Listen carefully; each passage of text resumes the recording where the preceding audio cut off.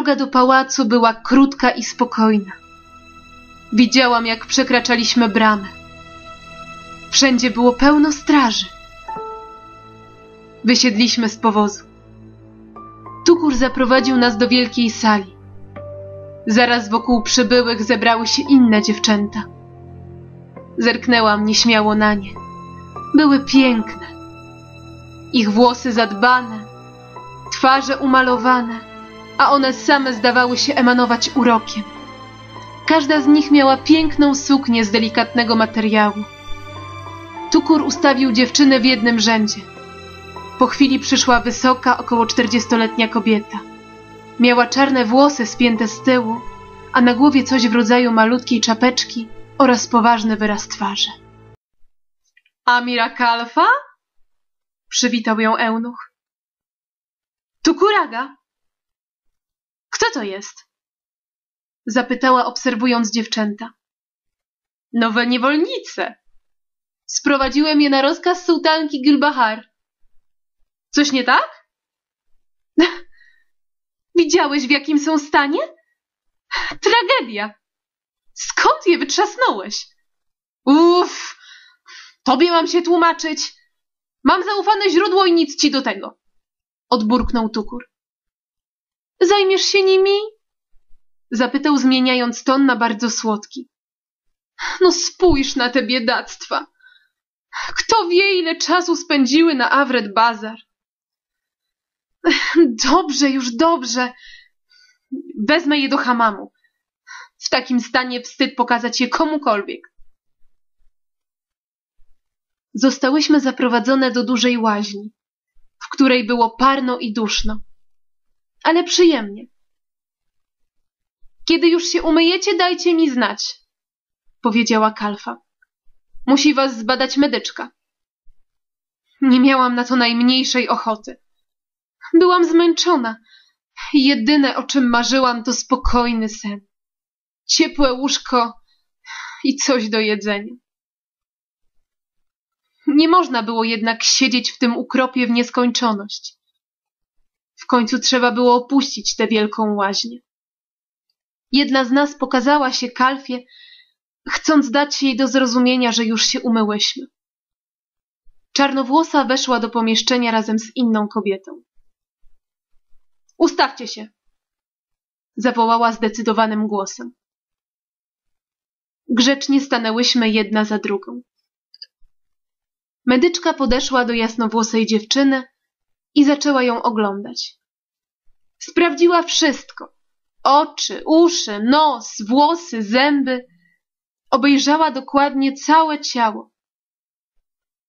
Gdy zaczęła ją badać poniżej pasa, dziewczyna niespodziewanie krzyknęła.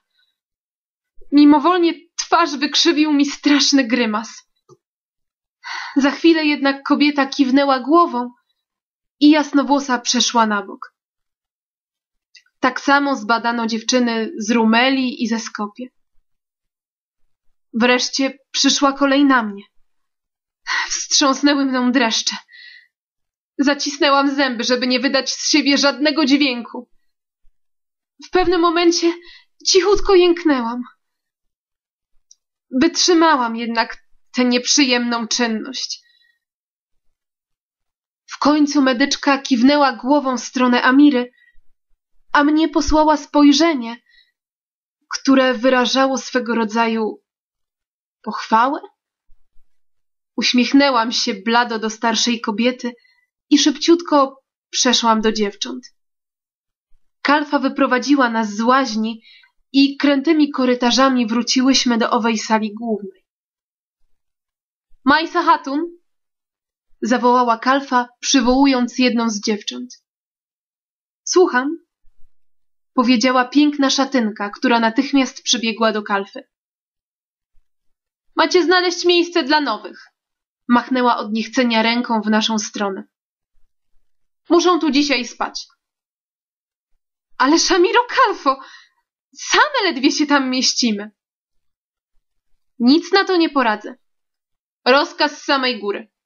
Od sułtanki Gülbahar. Co mam zrobić? Skąd się tutaj wzięły?